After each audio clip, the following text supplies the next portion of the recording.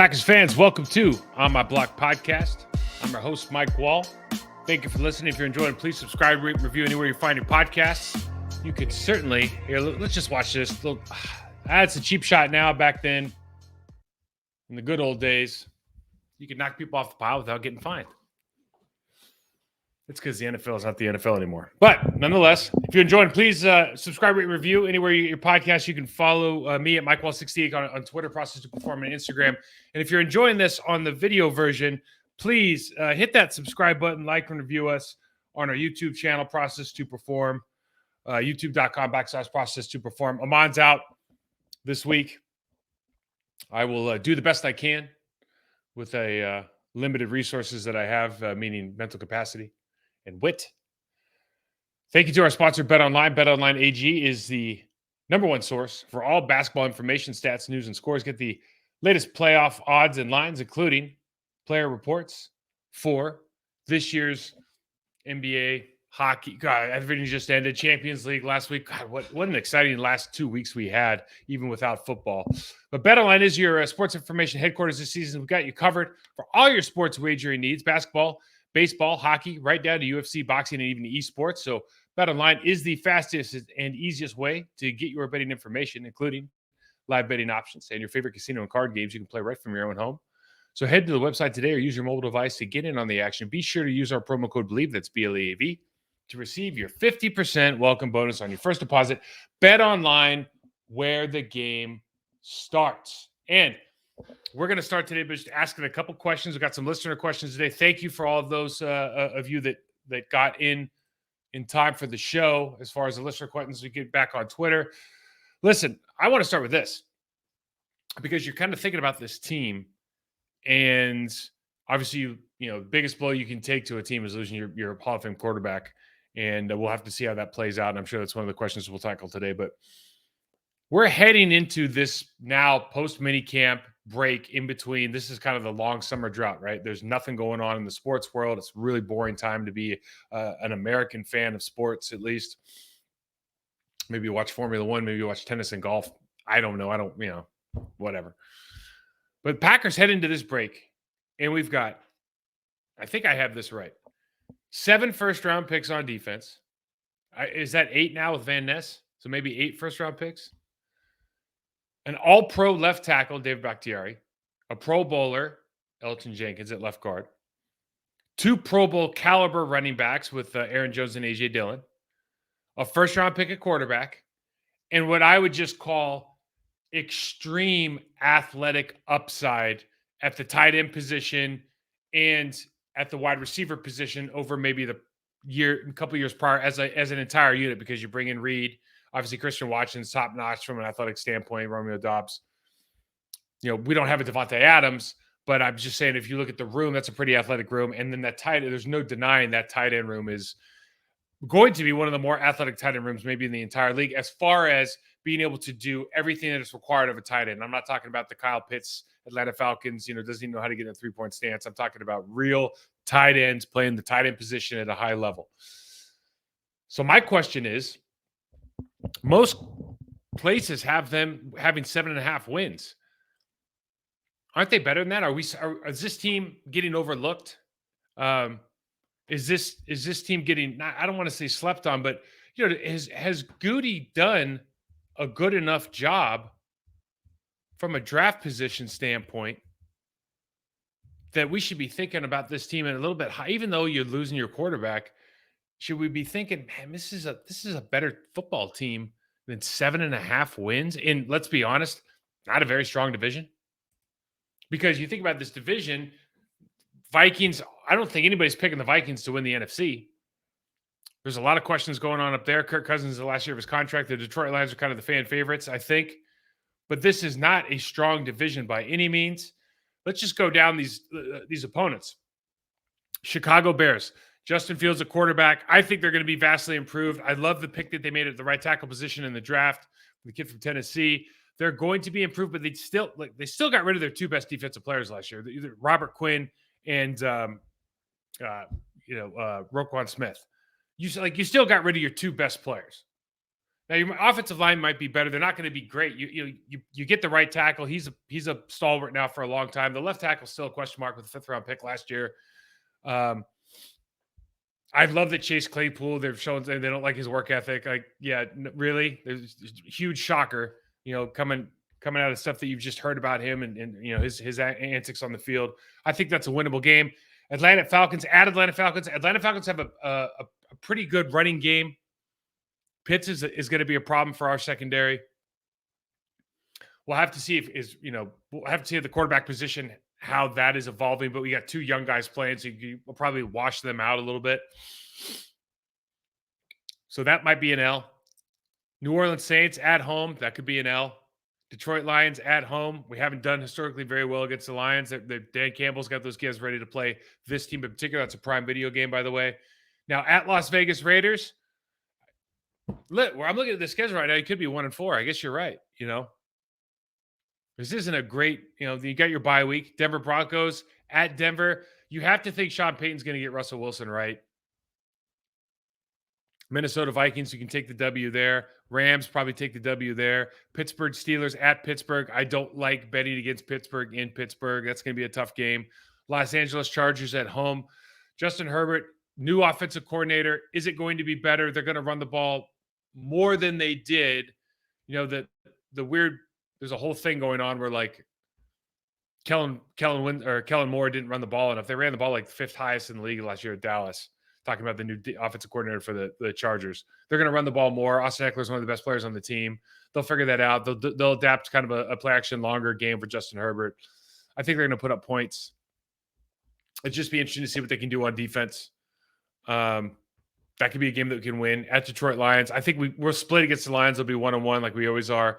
Kansas City Chiefs, that's an L. At New York Giants, probably an L. Tampa Bay Buccaneers, we could probably win that game at home. At Carolina Panthers, that's a coin flip game. I think the Packers are, as a team, defensively, the Carolina Panthers are a better team. They have an up-and-coming offensive line, some good players on that line, well coached by James Campen. Obviously, the first pick in the draft. We'll have to see how he plays. He looks like the real deal in training camp right now in no pads. That doesn't mean a lot, but he looks like he can scoot around out there pretty well. They have a good running game. That'll be a good game. That's a coin flip for me. At Minnesota, coin flip late in the season. If it means something, that's interesting. And then the Chicago Bears game at the end of the year at home, you have to think that we're going to win that. So I went through that pretty fast. So I don't know if I added right, but there's 7.5 wins probably. Gosh darn it. That's not too far off. And here's the thing that I always say: the odds makers are a lot smarter than I am. They spend more time on it, but usually those guys have it right. So 7.5 wins over or under. You're thinking 7 or 8 wins. It's tough to pull some wins out of that season. We just don't know what we have yet from an offensive standpoint. We don't know what we have from Jordan Love's standpoint.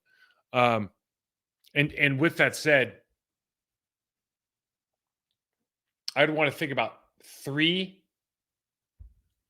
questions that need to be answered. Aside from Jordan Love, what are 3 questions that need to be answered going into training camp? I got a couple. Let's probably have more than 3. Number 1, what does the offense look like now with 2 athletic tight ends? I think both those kids find significant playing time. Musgrave, obviously, probably penciled in to be the starter. I mean, you got 2nd round, 3rd round guys. Tucker Kraft being a 3rd round player, smaller school. Musgrave's coming off injury. They both look the part. They just passed the eyeball test. You think that neither of them are playing on the ball wide tight end primarily in their offense. In other words, if there's 2 guys in, there's another guy that's a blocking tight end, but they can both block. I think they're both willing blockers. Who they have coaching them is going to be super important. But just from what you've seen from that, I keep going back to Kyle Shanahan offense. What does that look like? How can we utilize those guys, whether it's at a Y and an F position, whether DeGuara becomes the F, which we saw a little bit in training camp or mini camp, excuse me. I just think there's a huge opportunity here in this National Football League where you have 2 athletic tight ends that can both catch the ball and get it done in the blocking game at the second level linebacker safeties.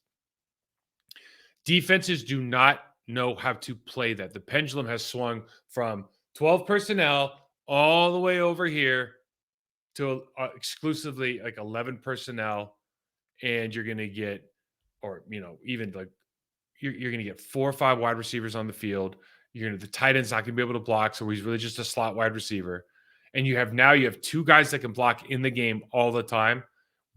So you have to change how you play defense. When you change how you play defense, you open up the passing game.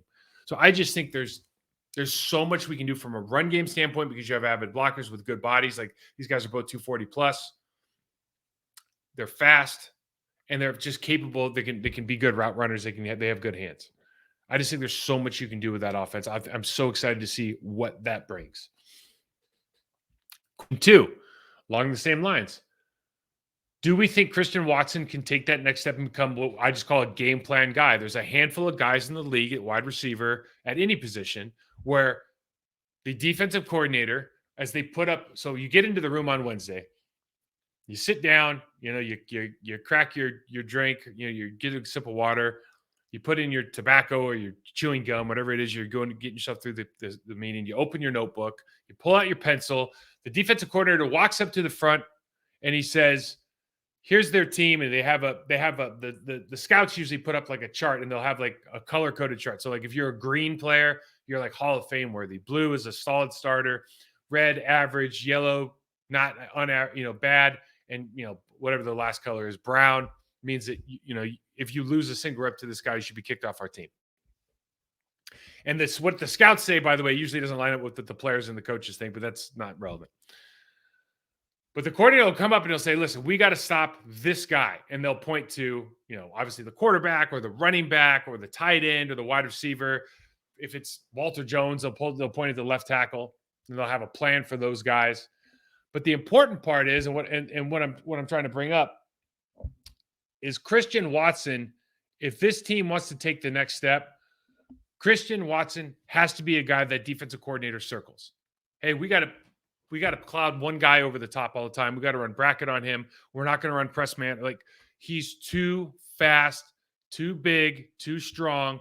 We cannot single cover him and expect to have a successful day. If they get that, then all the other stuff opens up. A.J. Dillon looks better. Aaron Jones looks better. Those 2 tight ends look better. Jordan Love looks much better because whether it's Jalen Reed, whether it's Romeo Doubs, whether it's Luke Musgrave, whether it's Tucker Kraft, whether it's A.J., whether it's Aaron, all those other guys are going to be single covered. Sometimes in zone, they're going to be forgotten about. And all you have to do now is just play like the pre-snap game. Take what you see. Question number 3. What will the coaching staff change on defense to improve execution, specifically for me, on block protection and tackling? Because you got 2 issues. 1, you miss too many tackles. 2, we do a very poor job at getting off blocks in order to tackle players. And I'm talking about not only defensive line, but you're talking about specifically maybe Quay Walker going to his second year, a lot to learn, great athlete, great potential. You can't make every tackle 8 yards down off the line of scrimmage. You got to be able to take on a guard, take on a center, block protection. That's what we call it. How do you stack and shed? How do you strike? Step, same foot, same shoulder. Can you rip underneath? Do you have an arm over? Do you have a catapult play? Like, what are the different ways you release from a blocker so you can get those tackles and hit the hole, a la our backup guys, like a la McDuffie? Can we make more plays at the line of scrimmage in the hole, 1 yard gain, 2 yard gain, not 8 yard gain, 9 yard gain? So what are we going to do from a coaching standpoint? Are we going to make that a point of emphasis? Have we done that in mini camps? Doubt it. From all things I've heard, no. Are we going to make that a point of emphasis? Are we going to be more physical in training camp? Are we going to spend more individual time doing it? Are you going to have those things pre and post practice? Are you going to have work-ons for each individual player? What are we going to do to make those guys better? What's the plan? What's the plan? I have an individual, I call it IDP, individual development plan. Individual development plan for some of these guys is like, hey, we got to get off blocks better, or hey, we got to tackle better. Okay, great. How do you want me to do that? You got to make it what I call frictionless. You got to make this a frictionless environment. You got to create no friction between what you want them to get accomplished and them wanting to do it. Okay, we're going to set up drills before practice. We're going to set up drills after practice. You guys are catching jugs machines. We want you to tackle once a week. What are we going to do to make these guys better? Question 4. Which second-year player makes the biggest jump on defense? Is it Quay Walker, Devontae Wyatt? Is it Enigbari? Or, and I don't think he's a second year guy, but is it a guy like Rudy Ford? Is he a guy who's coming in from last year, has earned the free safety starting job right now going into camp? Or like even a Nixon playing nickelback? Who's going to make that jump?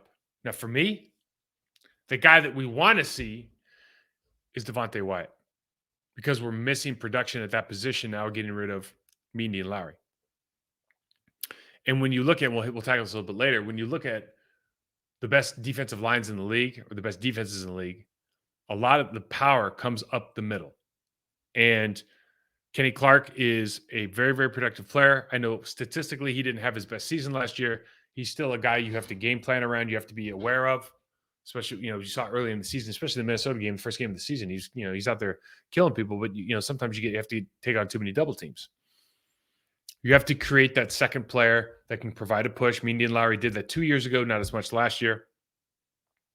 If Devontae Wyatt can be that guy, if he can take it to the next step, you're talking about a ton of extra tackles for loss.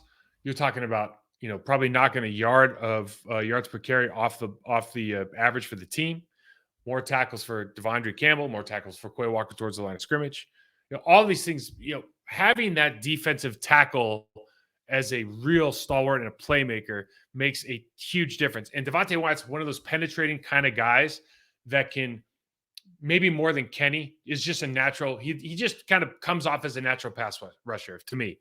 When I'm looking at both of them, who do I rather, in their primes, when they're experienced, just the way they move, the way they wiggle, all that kind of stuff, which one I think, for me, Devontae Wyatt can turn into that player.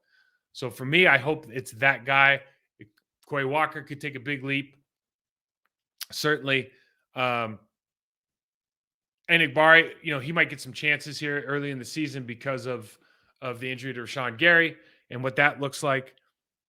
But I think Enigbari, I like him as a player a ton.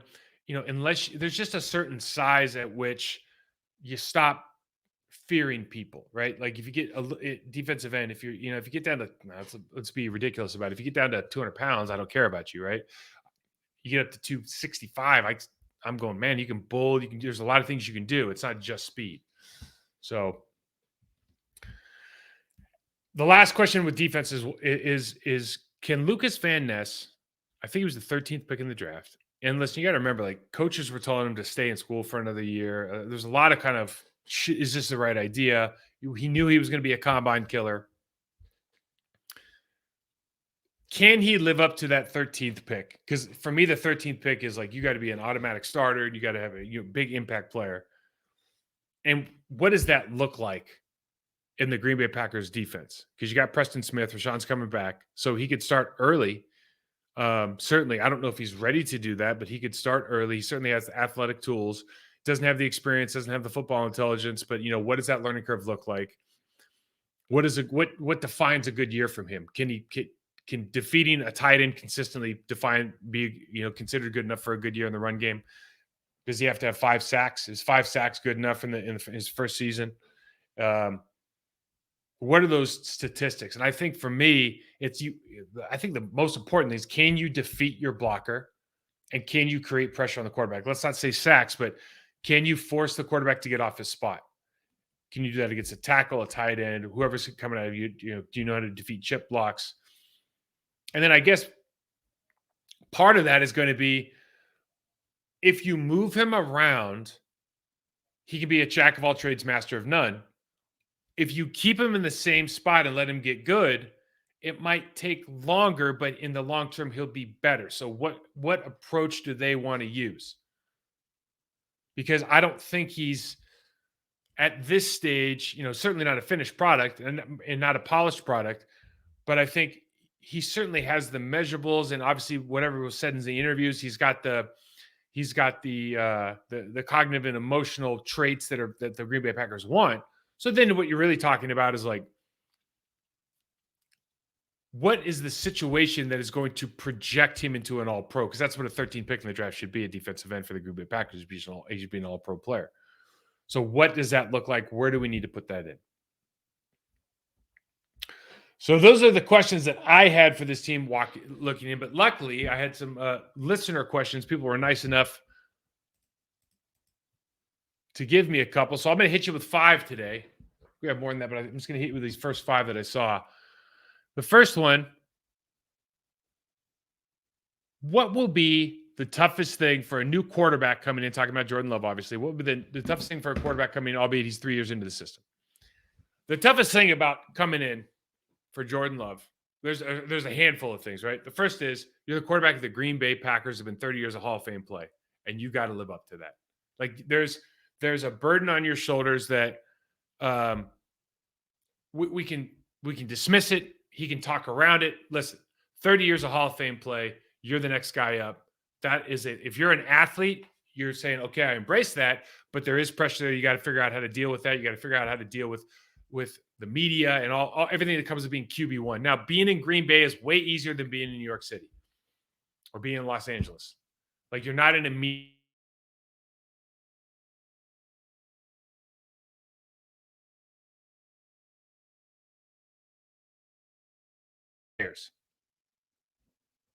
I think the media does a pretty good job of protecting players. In other words, I think they'll give them the benefit of the doubt more often than not.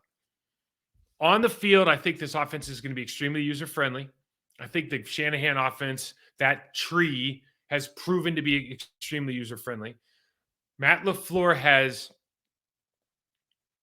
had the pleasure of working with a Hall of Fame quarterback who's an offensive mastermind in his own right, in Aaron Rodgers. So now you're going to see Matt LaFleur's offense, which I think is probably catered to a less talented or less experienced quarterback. So I think we're going to see a lot of, we've talked about it, keep passes, play action, a lot of quick decisions, a lot of things at the line of scrimmage as far as quick throws. They're going to play to his strengths. I mean, these guys are in there thinking right now, how do we make this kid look good, right? Not how much can we give him, how can we make him look good? So it just really comes down to it's the gravity of the situation. You spent your whole life dreaming about being the quarterback of the Green Bay damn Packers. You were the quarterback of you're the quarterback of the Green Bay. You get to play in 1265 Lombardi Avenue and Lambeau Field, 8 or 9 games a year. And there is nothing better in the football world than doing that. And you're the quarterback. What are you going to do about it?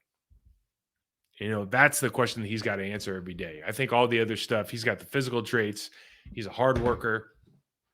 He seems to be a great locker room guy. But the gravity of being where you wanted to be your entire life and having to deal with that and having to deal with all those expectations, we'll see how quickly he can get past kind of that's a roadblock that it might take a while. Second question about Josh Myers. A lot of Josh Myers questions, guys. A lot of Josh Myers questions. Josh has to live with being drafted one spot in front of All-Pro Creed Humphrey, the center for the Chiefs. Kid's unbelievable, right? Could have had him.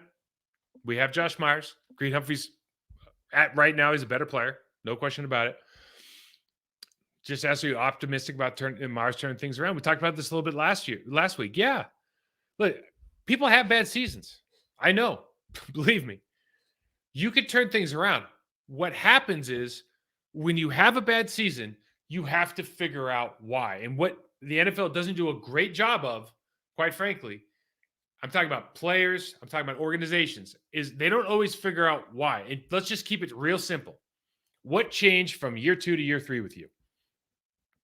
Well, year 2, you had one coach. That coach became coordinator. You have another coach. That changed. Did it change for the better or the worse? I don't know. I just know that it changed. And I know that I think Adam Stenavich was an exemplary offensive line coach, and I think they underperformed last year. You can draw whatever conclusions you want.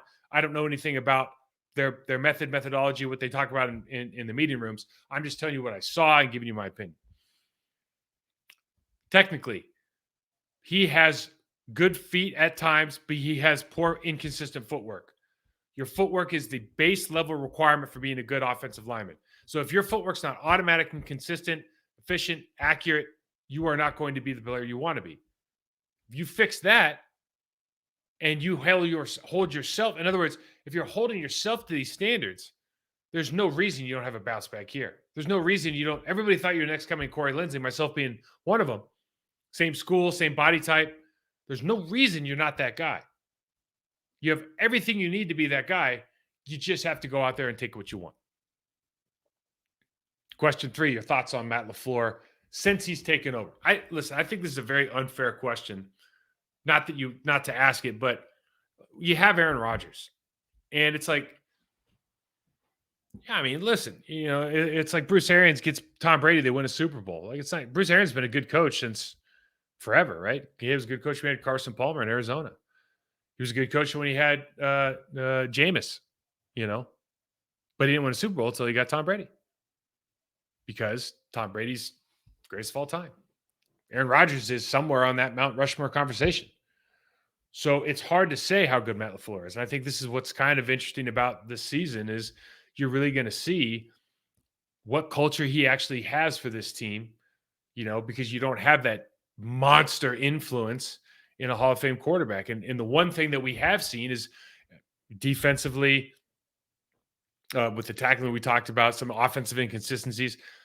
Sometimes, and this is not limited to the Green Bay Packers, but sometimes during the season, or we see carryover in underperformance in certain areas from season to season, from week to week, whatever you want to look for the timeline. Like, we're not getting better in some areas and it doesn't make sense. Or we make mistakes or underperform in some situations and you don't understand why. Maybe it's a group, maybe it's an individual, maybe it's a philosophy. We have to figure that out. And I think we're going to do a better job. I think as pundits for football, ex-players, fans to a certain extent, you look at this and you go, okay, the gloves are off a little bit, right? Like, you're pulling the curtain back now. If Vamper's not wearing clothes, you're going to see it, because you don't have that guy that can change the play at the line of scrimmage, can do all these wonderful things. You saw a little bit of it when Devontae Adams left. And now you're going to see even more of it with Aaron gone. So that could be exactly what a guy like Matt LaFleur needs to be able to take complete ownership of the offense and make it his own and have a special, maybe he has a 49ers like special offense. Like, we certainly have the personnel to think that might be possible. But as you look at the broader landscape and the totality of our special teams always being ranked low until Keyshawn Nixon shows up, our defense having 7 first-round picks and underperforming, you start looking at this stuff, and I don't know if that has if Aaron Rodgers has that effect on the team, or if that's something, the culture we need to fix. This is a question that Amon and I've talked about ad nauseum, and I'm sure we'll talk about more during the season. But I think the jury's still out. I think this is the first, the short answer is I think this is the first year that we really get a good look at what that looks like, a truly coach-led team with Matt LaFleur being the leader on that offense and defense. This is a great question here. Number 4, where do you rank the Packers up front on both sides of the ball? And I had to sit here and kind of think about this. I think offensively, because assuming David Bakhtiari is healthy, he is such a special player that he's a kind of guy that just automatically elevates the play of everybody around him. And then you've got Elgin Jenkins, who's a high-level guard. And now you've got a couple question marks. I think John Runyon Jr. is a solid right guard. I don't think he's I don't know if he's up for any postseason awards at the end of the year, but I think he's a solid starter in the National Football League for sure. You got 2 positions. You got a toss-up at the right tackle, Yashir Tom. Myers having a bounce-back year. The Green Bay Packers are not going to be as good as the Detroit Lions up front. They don't have the personnel. They're not going to be as good as they're not going to be as good as the Browns. They're not going to be certainly as good as the Eagles. They're probably not going to be as good as the Cowboys, the Ravens. They could be like the Ravens. They could be like the Falcons. Believe it or not, as good as the 49ers offense is, I don't think the 49ers have a great offensive line. I think Trent Williams is unbelievable. But I don't think the rest of them they're not world beaters. I think they're well coached. They run a great scheme. They have good players around them. So in that context, I think the Green Bay Packers could be, top 10, top 12, top 13. Some of these guys have to make that leap though. Your center has to be able to get people in the right positions, execute when you have to single block, dominate when you get a double team. It's really that easy. Can you do that? It's not a simple thing. It's simple, but excuse me. It's actually a simple requirement, but it's not easy to do. And if you got a guy that can do it, then it's going to really change the makeup of that line. I think they're better than the Bengals. Now you start looking at some of these lines and you go, how good are these teams because of who they have around them, and how good are these lines really? Like the Eagles are. You put anybody in Philly's backfield, wide receiver, they're good. They're just really really good. You can't say that with every team. The Houston Texans, they got two guys, all pro caliber players at the tackle position. They just brought in Shaq Mason at guard. They have a first round pick at left guard next year. I think they have a second round pick rookie playing center. They could be one of the top, 7, 8 lines in the league. But if you don't have anybody, if their running back comes back, if their CJ Stroud shows up, my point is, it's not just where your yards per carry. It's not all this stuff. There's other guys that influence that. But if you're a fan of watching the line, there's some really good lines out there that go undervalued and underappreciated. And there's some really average lines, like really, really average lines that probably get more than they deserve because of the players around. And defensively, listen, I don't know even how to rank the Green Bay. I would say defensively up front, the Green Bay Packers right now, especially with Sean Gary out, and we don't know how he's going to look this first year back. They're bottom half of the league on the defensive side. And I say that because I really like Preston Smith, and I think he's a great run defender. He's not limited in the pass rush, but his numbers aren't necessarily always consistent in the pass rush game. And it's important. Like, you got pressure equals picks in this business. And I don't know if we get quite enough consistently. You just love to see a couple more. Kenny Clark had a down year. Is that a start of a trend, or is he going to bounce back? And a big question that needs answering that will directly affect him is, who's going to step up on the other side at the other defensive tackle position when they're in that nickel defense? If Devontae Wyatt turns out to be a juggernaut, like what some of these other Georgia guys in year 2, then we could be top 10. And then Lucas Van Ness, you draft this guy 13th pick. Where's he going to play? What does that look like? Like some of these, is he day one, like serious minutes, can play this game at a high level? Because you just don't have that many guys. You're sitting here going, if I look at the probably the best team in the league is the Eagles, right? They've got like 3 dudes from Georgia. I don't even know if they brought back. I think they brought back Fletcher. I think they might be bringing back Brandon Graham. I know they lost Hargraves, but they're like 10 deep. They're 10 deep, and they're really good. And they just drafted the 2 kids from Georgia. Jalen Carter being arguably the best player in the draft, he had some off the field issues. And then but was it Nolan Smith? I mean, you're swimming in it. You can't beat that. Washington Commanders, they re-signed those 2 D tackles. Chase Young's going to be back. I mean, they're stacked. The Niners defense, good God. Up front, they're stacked. Cleveland Browns. Pittsburgh Steelers. Cam Hayward's still playing at a ridiculous level in his 30s. TJ Watt's coming back. Like, you've got dudes everywhere in this league, man. I think they're better, or if they can be as good as or better than the Cowboys. The Giants, really. I mean, I like the D tackle for the Giants, but you really look at the Giants and Thibodeau, those guys aren't going to – it's going to take – listen, if you're more worried about off-field stuff than on-the-field stuff, it's going to take a while. The Bills, they can be better than the Bills. The Tennessee Titans get stuff done, and they're not a great division. But Jeffrey Simmons is elite. He's elite. He affects the way that everybody plays. He improves the play around him as well as anybody in the National Football League. Kenny Clark could be Jeffrey Simmons. If you put him in that position, I think he could be the same kind of guy. Like, they're both fast off the ball, strong, explosive, limited pass rush moves, but good pass rushers because of the activity. The difference being Jeffrey's constantly put in a position, whether it's through games, whether it's through blitzes or dogs, where he gets single blocked and people just forget about him, or he's running like the second guy off a game. Secondary's making the quarterback hold the ball for an extra half second. He gets a sack. Like, he's not an elite pass rusher, but he's an elite pass rusher. You know what I mean? Like, I'm not afraid of him beating me, but then you turn around, he has a sack and a half during the game. You're like, well, how the hell did that happen? Yeah, I thought he was just a good run game player. So they could be they could be a top 10, 12 team, I think, on both sides of the ball. But some of these guys really got to step up. And I think particularly on defense, you got to be honest with yourself. You've got some talent, but how are you going to put the pieces in place? Because it looks like you really don't have a second D tackle unless Devontae White steps up. And then you got, maybe an excess of wealth at having 3 starting caliber DNs with Lucas Van Ness being the third guy and Egbari being the fourth. How are you going to make that? How are you going to create, seamless TT, TE, ET games? Like, how are you going to start creating some free rush opportunities for these guys that I don't necessarily see all the time with this defense?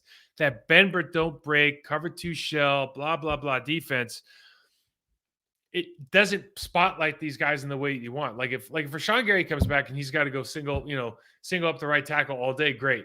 But if he's got to get a chip out every day versus the running back or the tight ends chipping out because they don't have to block anybody else because we're not bringing anybody else, you start going, well, you can't be the team that you want to be because you're not putting them in a position to be successful. And if you're not doing that, it's not on them.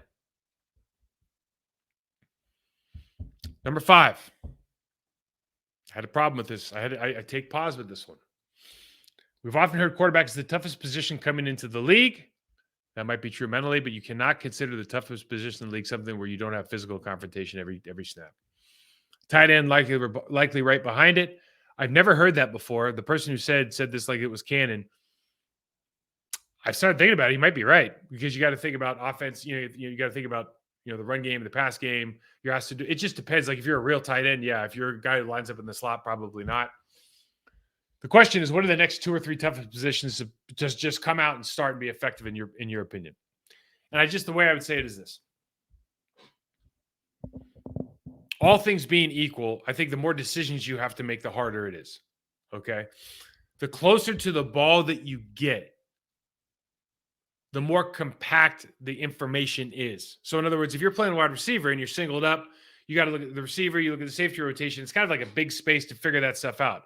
So you can kind of see the landscape, make decisions. I'm not saying it's easy, but now if you're playing center, if you're playing guard, you're playing tackle, you're playing tight end, you're playing fullback in the backfield, if you're in there's like 7, 8 dudes right in front of you and they're all moving around, they're shifting, and you got to make all these calls, set hut, and you got to get your footwork right, and you got to get your hands, your body position. I think that's hard. And conversely, the other on the defensive side of the ball, linebacker making calls in his first year, Quay Walker last year, you see this, like it's hard because all the checks, then all of a sudden the running back shifts from pistol over to red, and you're like, oh, set hut, and you had to shift, you had to bring everybody in, you got to make the calls. Like the more decisions you have to make pre and post snap, in a condensed area, I think are harder. So when I look at it, I look at like coming in being effective, center, guard, middle linebacker. Not that they're like the hardest positions in the world to play. I just think it's hard to be really effective at the level in the National Football League early just because of all the stuff that's condensed in there. I don't think physically it's as difficult as wide receiver. I don't think physically it's as difficult as defensive end. But again, just the reads, all the mental processing is just a little bit harder. So for that reason, I would say maybe those positions. I think we had 2 more or 1 more. I saw one that I liked. Oh, yeah, I love this one. Would your or players during your playing period offseason process differ significantly from players in the league today? If so, pros and cons of both approaches. That is a great question. The answer is it would be significantly different. No, let me rephrase that. The answer is there are players in the league right now who are taking care to do everything, to like leave no stone unturned when it comes to getting bigger, faster, stronger, getting technically sound, doing everything they can so that when July training camp hits, they are the best version of themselves. They've got all their ducks in a row. They got all their support staff in order. They're doing everything they can to be successful. Now, whether or not, and that's what, at least in theory, that's what we thought, me and my small group of people thought that we were doing. Now, whether or not, I lifted more weights than this guy, that guy lifts more than me. I train for 3 hours, he trains for 2, he trains for 4, he trains 3 times a day, I train for whatever it is. Like semantics, right? I prided myself on out preparing people and training really hard. So I took pride from that. So that's what I thought about all the time. I have good friends in the league who are like, dude, I can't, I can't live your life. I can't do this all. I need other stuff. That's all I was happy. That's all I needed. I just needed that. Hang out with my wife, hang out with my friends. That's all I wanted to do. I think other people need more than that. And so they find other things to do. And maybe that adds to what they're doing on the field because they have better perspective, or maybe it takes away. I don't know. But what I do think, and I think this is important, because they make so much money now, the thought is about longevity much more so than reaching peak performance. And I don't necessarily think those have to be exclusive,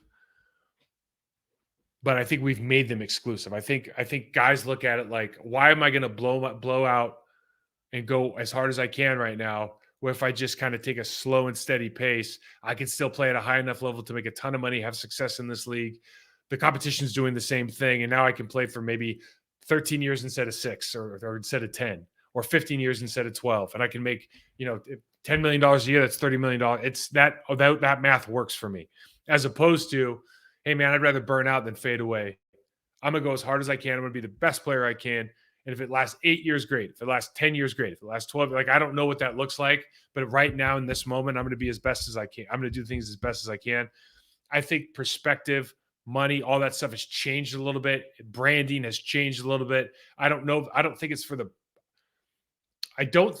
worse, because the game is doing so well. But I do think there's significant opportunity for people with maybe subpar or average athleticism or average talent that can catch up with all these guys that are like maybe more talented but don't work as hard. All of a sudden you can catch up and pass these guys. This is a hard sport. So if you learn how to take confidence in your preparation because you're outworking everybody else, you can make it pretty far in this league. And by the way, when I watch, we point this stuff out during the season. Technically, there's not a lot of great players in this league. Technically, the ones that are get paid 3 times, 4 times more than the rest of them. Like, you look at the guys who are getting paid the most in the league, they're usually the best technicians in the league. Talk about receivers on releases, catching the ball. Talk about, tackles and guards with their pass sets. Like, those, the best guys in the world, they're the best for a reason. It's not just physical. Like, they're technically better than other kids. They get paid a ton more. So it's just how you see it, man. It's like, I was a guy who was an average athlete, so I figured I had to work harder. So I was like, I'm going to work harder. And I lasted 11 years. I blew my shoulder out. I could have lasted 15, except for this. But you can't really look at it that way. However long you get is how long you get. Do the best you can while you're there. I think if you're a really talented guy, you're like, wait a second, I don't need to like beat myself up every day. I'm super talented.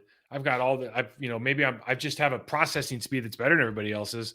I don't need to worry about some of this physical stuff and beat the hell out of myself in the off season. I'm just going to go ahead and do my thing. And I can last 15, 20 years, make a ton more money, have maybe a greater impact in the broader landscape of society than a guy like me who's just like hiding under a rock working out every day.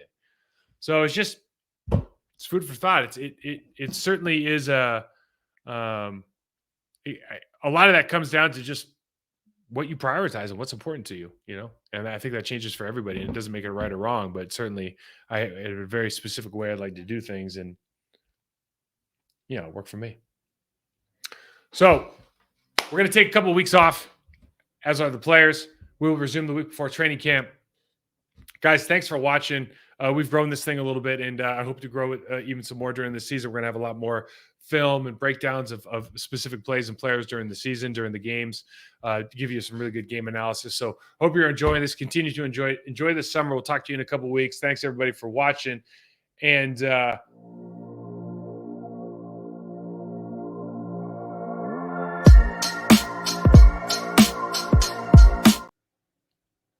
I'll tell you what, one thing we're going to fix is we're going to get a sound guy, because I have no idea what I'm doing over here. All right, guys. Thanks for watching. See ya.